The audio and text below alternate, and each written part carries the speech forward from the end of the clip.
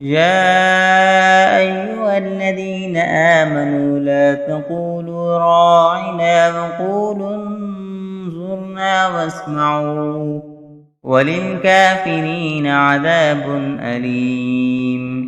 ما يود الذين كفروا من أهل الكتاب ولا المشركين أن ينزل عليكم من خير من ربكم، والله يختص برحمته من يشاء، والله ذو الفضل العظيم. ما ننسخ من آية أو ننسها نأت بخير منها أو مثلها. ألم تعلم أن الله على كل شيء قدير؟ ألم تعلم أن الله له ملك السماوات والأرض وما لكم من دون الله من ولي ولا نصير؟ أم تريدون أن تسألوا رسولكم كما سئل موسى من قبل؟ ومن يتبدل الكفر بالإيمان فقد ضل سواء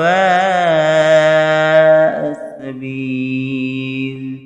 ود كثير من أهل الكتاب لو يردونكم من بعد إيمانكم كفارا حسدا من عند أنفسهم من بعد ما تبين لهم الحق، فاعفوا واصفحوا حتى يأتي الله بأمره، إن الله على كل شيء قدير.